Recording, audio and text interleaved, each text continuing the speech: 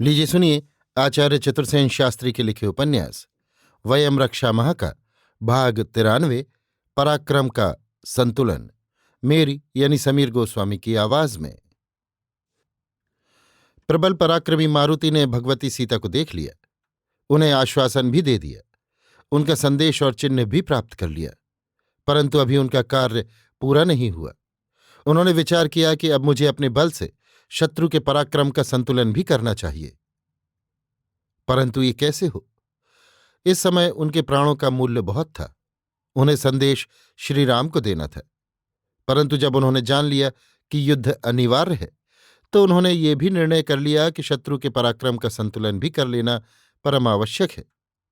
मारुति का साहस असीम था, उसी के अनुसार आगा पीछा विचार अब वे प्रकट रूप से अशोक वन में विचरण करने लगे। इतना ही नहीं, वे फूलों को तोड़कर फेंकने, क्यारियों को बिगाड़ने, फलों को खाने और सरोवरों को दूषित करने लगे। ये देख अशोक वन की रक्षिका राक्षसियों ने उन्हें घेर लिया। उन्होंने उसे सीता से बातें करते देखा था, पर बातचीत मानवीय भाषा में हुई थी, इससे वे कुछ समझी नहीं। अब उन्होंने उसे घेर कर कहा, तू कौन है और कैसे इस रक्षित निषिद्ध अशोक वन में घुस आया है। किंतु हनुमान ने उनकी बात पर कान नहीं दिया। उन्होंने उनमें से बहुतों से ठिठोली की, बहुतों को डरा दिया, बहुतों को खिझा दिया। इस पर वे शस्त्र लेकर मारुति पर आघात करने दौड़ी। तब मारुति ने उनके शस्त्र छीनकर उन्हें प्रताड़ित कर दिया। वे चीखने चिल्लाने लगीं। इस पर वन के रक्षक किंकर राक्षस शस्त्र लेकर उन पर टूट पड़े, परंतु उन्होंने उन सब को भी मार भगाया। अब वे अशोक वन को तेजी से नष्ट भ्रष्ट करने और मंदिरों को तोड़ने फोड़ने लगे। उन्होंने अशोक वन का तोरण तोड़ डाला और वहीं रखे परिघ को हाथ में ले वहां के सब रक्षक राक्षसों को मार डाला। अब वे परिघ को हवा में घुमा घुमाकर जोर जोर से गर्जना करने लगे। अशोक वन के इस उत्पात का समाचार शीघ्र ही लंका में फैल गया। चारों ओर से लंका निवासी राक्षस उसे देखने अशोक वन में आ जुटे। हनुमान ने रावण के कुल देवता का मंदिर भी तोड़ डाला तथा वहां आग लगा दी।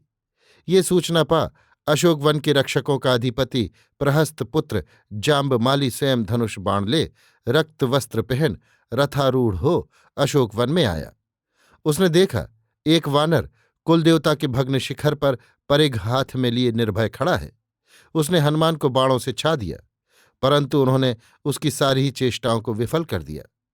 हनुमान सिंहद्वार के कंगूरे पर चढ़ गए। उन्हें देखते ही राक्षसों की सैन्य ने सिंहद्वार को चारों ओर से घेर लिया। जाम्बमाली ने नाराज बाणों की मार से मारुति को विकल कर दिया।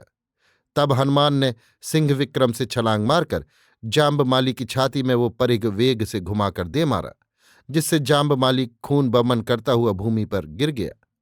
महाबली जाम्बमाली को इस प्रकार गिरता देख राक्षस चिल्लाते हुए इधर उधर भागने लगे। तब हनुमान ने जाम्बमाली को पृथ्वी पर पटक कर मार डाला एवं उसका रथ तोड़ घोड़ों को विकलांग कर दिया। ये सूचना युवराज मेघनाद को दी गई तो उसने विरूपाक्ष, दुर्धुर्ष, प्रप्यस और भास्करण महारथियों तथा 7 मंत्री पुत्रों के साथ सैन्य सहित राजपुत्र अक्षय कुमार को अशोकवन भेजा। हनुमान बड़े कौशल से इस विकट कटक के साथ युद्ध करने लगे। कभी वे छिप जाते, कभी दूर प्रकट होते, कभी गर्जना करके प्रहार करते, कभी अंतर्धान होकर विपरीत दिशा में जा निकलते, कभी किसी वृक्ष या प्रासाद पर चढ़ जाते। अवसर पाते ही वे राक्षसों पर टूट पड़ते और उनका प्रहार बचाकर भाग जाते।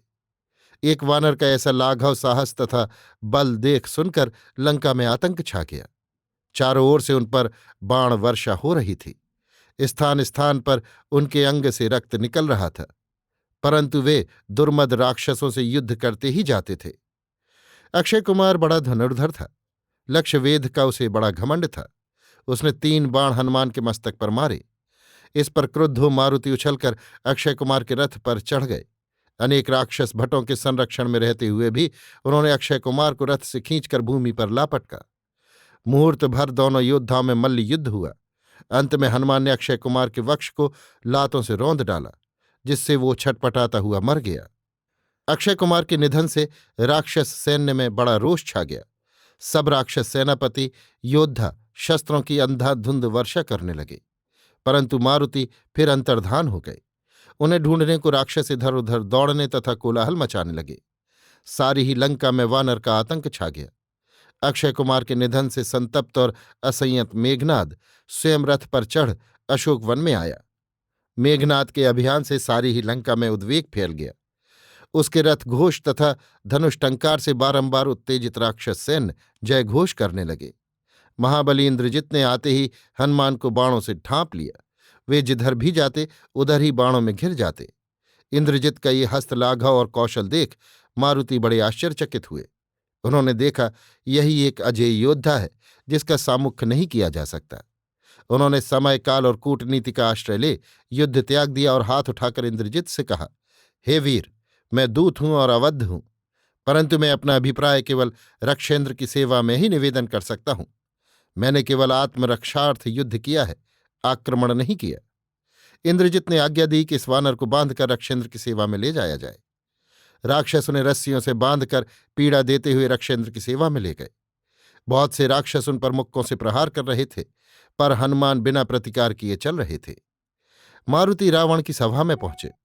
पुत्र के निधन से रावण क्रोधित और शोकपूरित था। वो स्वर्ण कुंडल पहने स्वर्ण सिंहासन पर आसीन था। उसका मुकुट हीरों, मोतियों और माणिकों की आभा से जगमगा रहा था। वो हल्के रेशमी वस्त्र धारण किए था और अंगों पर इत्र चंदन का लेप किए सुंदर प्रतीत हो रहा था। मंत्रियों और सेनापतियों से घिरा हुआ रावण सूर्य के समान तेज का विस्तार कर रहा था। वो स्फटिक मणि के रत्न जटित सिंहासन पर बैठा मंदराचल के शिखर सा लग रहा था। उसके सिंहासन को घेर कर नवयुवतियां आकर्षक श्रृंगार किए खड़ी थीं। दुर्धर, प्रहस्त, महापार्श्व और निकुंभ ये 4 सचिव उनके निकट उपस्थित थे। मारुति ने रावण को देख उसके रूप, पराक्रम, वैभव और शक्ति की मन ही मन सराहना की। रस्सियों से बंधे हनुमान को सम्मुख देख रोष से अभिभूत रावण ने मंत्रियों की ओर देखकर कहा, इस दुरात्मा से पूछो कि ये कौन है, किस अभिप्राय से अनाधिकृत रूप से ये लंका में आया है, किस लिए हमारे अशोक वन में इतना उपद्रव किया तथा हमारे प्रियजनों को मारा। रावण की ये वचन सुनते ही मारुति ने कहा, हे रक्षेंद्र, मैं महात्मा सुग्रीव का सचिव हनुमान हूं तथा उन्हीं का भेजा हुआ आपकी सेवा में दौत्य कार्य के लिए आया हूं। उन्होंने जो संदेश मेरे द्वारा आपके पास भेजा है वो मैं निवेदन करता हूं। इक्ष्वाकु वंशी महाराज दशरथ के पुत्र राम धर्म मार्ग का आश्रय ले अपनी पत्नी सीता और भ्राता लक्ष्मण सहित दंडकारण्य में आए थे। वहां से उनकी पत्नी जनक सुता सीता को कोई दुरात्मा चोर चुरा ले गया। उनकी खोज करते हुए दोनों भाई ऋष्यमुख पर्वत पर आए और उन्होंने वानरों के अधिपति सुग्रीव से मित्रता कर ली। उनके हित के लिए श्रीराम ने महाबली बाली का वध कर सुग्रीव को वानरों का अधिपति बनाया। अब हम वानर सीता की खोज में अपने स्वामी की आज्ञा से निकले हैं। मैं उन्हीं की खोज करता हुआ आपकी लंका में आया हूं। मैंने यहां अशोक वन में भगवती सीता को देखा है। आप महामति हैं, धर्मज्ञ हैं, अर्थ काम को भली भांति समझते हैं। अतः पराई स्त्री का इस प्रकार से हरण करके बलात् घर में रखना आपके लिए हर तरह अशोभनीय है। आप परम नीतिवान हैं। आप जानते हैं कि धर्म विरुद्ध काम करने से अनर्थ ही होता है। श्री राम से विरोध करना रक्षेंद्र के लिए हितकर नहीं होगा। इसलिए आप रक्ष महीपति मेरी धर्मानुकूल बात मान रघुकुल वधु भगवती सीता को सम्मान सहित श्री राम के पास भेज दीजिए। इसी में आपकी भलाई तथा कुशल है। अब अपना हिताहित सोचने में रक्षेंद्र ही प्रमाण है। मारुति के ऐसे वचन सुनकर भी रावण का क्रोध शांत नहीं हुआ। उसने मंत्रियों की ओर देखकर कहा, इस धृष्ट और राजपुत्र के वधकर्ता वानर का भी वध करो। रावण की ऐसी आज्ञा सुन विभीषण ने हाथ बांधकर निवेदन किया, रक्षेंद्र, दूत अवध है। इसने भली भांति अपना दूतत्व प्रमाणित किया है।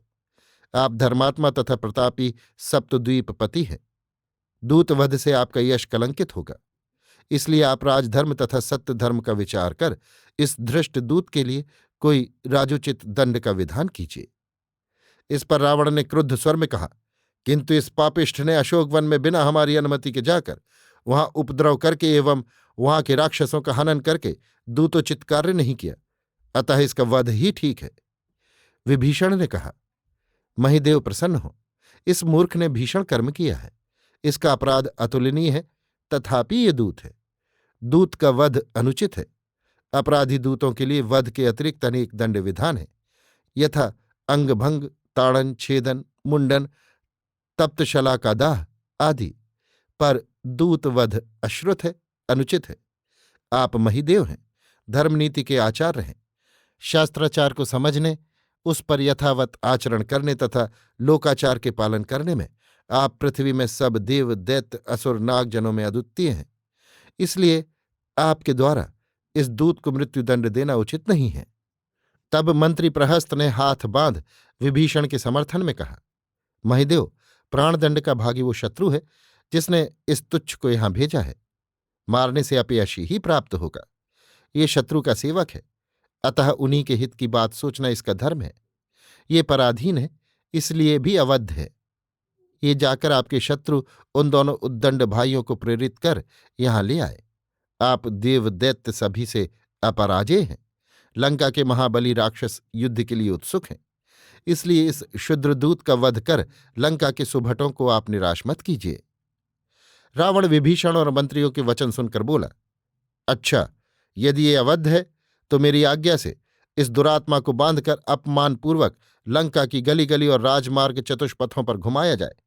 पीछे उसके हाथ में बहुत सा वस्त्र लपेट उसे तेल में भिगो तथा उसमें आग लगाकर इसे लंका से बाहर निकाल दिया जाए। रावण की इस आज्ञा का तुरंत पालन हुआ। हनुमान को इससे अपार लाभ हुआ। लंका के सब घर घाट उन्होंने देख लिए। वन वीथी राजमार्ग हर्म दुर्ग परिधि भी उन्होंने नजर में तौल लिए। मन ही मन वे भावी युद्ध की योजना बना वहां कौन स्थान किस उपयोग में आ सकता है, ये निर्णय करने लगे।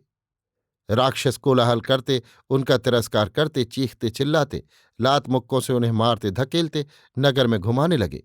उनके साथ शंख, घड़ियाल और भेरी थी, जिन्हें बजा बजाकर वे उनके अपराध की घोषणा कर रहे थे। इसे सुन सब नागर, राक्षस, स्त्री, पुरुष इस एकाकी अमित पराक्रमशील वानर को देखने झुंड बांधे ठौर ठौर एकत्र होते जाते थे। दिन भर उन्हें घुमाया गया। संध्या होने पर उनके दोनों हाथों को वस्त्र से लपेट और तेल से तर करके उनमें आग लगा उन्हें लंका से बाहर फेंक दिया गया। हनुमान ने तुरंत ही अपने हाथों को मुक्त किया। अदूरदर्शी राक्षसों ने फिर उसकी ओर ध्यान ही नहीं दिया। इसके बाद वे सावधानी से लंका में प्रविष्ट हो गए। फिर वे छिपते हुए धीरे धीरे रावण के मणिमहल की ड्योढ़ियों में पहुंच छद्म वेश में हर्म में घुस गए। उनके पास तेल से भीगा हुआ ज्वलनशील बहुत सा वस्त्र था, जो राक्षसों ने उनके हाथों में लपेट दिया था। अब अकस्मात उनके मन में एक भीषण विचार आया। उसी को एक उपयुक्त स्थान में रख और उसके निकट बहुत सा काष्ठ एकत्र कर उन्होंने उसमें आग लगा दी। और जब मणिमहल के निवासी प्रथम पहर की मदमूर्छित निद्रा में आनंद ले रहे थे, आग की लपटों ने अनायासी मणिमहल को घेर लिया। शीघ्र ही अनुकूल वायु पाकर आग की लपटें आकाश को छूने लगीं। महालय में भगदड़ मच गई। कहीं कुछ भी व्यवस्था न रही। सर्वत्र आग ही आग थी। उसी भगदड़ और कोलाहल में हनुमान वहां से अंतर्धान होकर बाहर निकल आए। उन्होंने देखा लंका के जन मणिमहल की ओर दौड़ रहे हैं। तब वे एक दूसरे महल में घुस गए। ये महल मंत्री सारण का था। वहां भी उन्होंने उसी कौशल से आग लगा दी। धीरे धीरे एक के बाद दूसरा महल, हर्म, सौध, अट्टालिका में आग फैलती चली गई। वायु का अनुकूल झोंका खाकर वो उमड़ चली। हनुमान के उद्योग का अंत न था। वे एक के बाद दूसरे घर अग्न्याधान करते हुए अंतर्धान हो जाते। प्रहस्त, महापार्श्व, वज्रदंष्ट्र, शुक, सारण, इंद्रजित, कुंभकर्ण, हस्तिमुख, रश्मिकेतु, सूर्प, शत्रु आदि सेनापतियों और मंत्रियों के महल धाएं धाएं कर जलने लगे। अब तो प्रचंड वायु का आघात खा आग की लपटें काल मेघ की भांति लंका को ग्रसने लगीं। हर्म, महल, अट्टालिकाएं जल जल कर टूटने और ढहने लगीं। राक्षस, स्त्री, पुरुष, बाल, वृद्ध, प्रौढ़ सभी प्राणों का भार ले इधर उधर प्राण बचाने को दौड़ने लगे। उसी भीड़ में मिले जुले हनुमान भी अपना काम करते जा रहे थे। महिदेव सप्तद्वीपाधिप रावण का मणिमहल इस समय अग्नि समुद्र बन रहा था। मोतियों मणियों से जड़ी खिड़कियों के तोरण, रत्न जटित ऊंचे ऊंचे स्तंभ, सतखंडे प्रासाद और अट्टालिकाएं फटफट कर भूमिसात हो रहे थे। आग बुझाने के सभी प्रयत्न निष्फल हो रहे थे। सारी ही लंका में आग का समुद्र हिलोरे ले रहा था। स्त्री पुरुषों के करुण क्रंदन से वातावरण भर गया। मरते हुए, रोते कलपते हुए राक्षस स्त्री पुरुष जहां तहां भटक रहे थे। जलते मकानों में से मोती, मूंगा, वैदुर्य, मणि, नील गल गल कर पिघल पिघल कर बह रहे थे। प्रलय आग्नि की भांति आग ने समूची ही लंका को ग्रस लिया। मकानों के गिरने से जो धड़ाके हो रहे थे वे ऐसे प्रतीत हो रहे थे जैसे ब्रह्मांड फट पड़ा हो। ठौर ठौर पर राक्षस भयभीत मुद्रा से कह रहे थे, ये वानर तो साक्षात काल ही है। इस प्रकार धन धान्य मणि रत्न स्वर्ण हाथी घोड़े रथ पशु पक्षी वृक्ष लता गुल्म राक्षस नाग देव दैत्य दानवों से भरी पूरी वो समृद्ध लंका भस्मीभूत हो गई। लंकावासी स्त्री पुरुष अपने अपने प्रियजनों को खोजते हुए हा पुत्र हा स्वामी प्रिय हा मित्र कहते हुए उस अग्नि समुद्र में भस्म हो गए। राक्षसों के भयानक आर्तनाद से आकाश व्याप्त हो गया। अब हनुमान ने समूची लंका को धाएं धाएं भस्म होता छोड़ समुद्र लंघन का संकल्प किया। वे अरिष्टगिरी की चोटी पर चढ़ गए। ये स्थान निर्जन था। वहां उत्तम वन फल मीठा जल एवं सघन छाया थी। उन्होंने जल पिया, फल खाए और विश्राम किया। फिर वे धीरे धीरे नीचे आ समुद्र गर्भ में बैठ गए। समुद्र की उत्तुंग तरंगों पर उनका वज्रकाय थिरकने लगा। महाप्रयास कर वे सागर में उसी प्रकार अपने साहस से आगे बढ़ने लगे जैसे आए थे। उद्दाम आत्मनिष्ठा असीम साहस अदम्य शक्ति और असाधारण दृढ़ संकल्प से अंततः उन्होंने उस दुस्तर सागर की तरुभूमि पर चरण रखा। पृथ्वी में न देखा सुना हनुमान का ये अद्भुत आश्चर्यजनक अभियान संपन्न हुआ।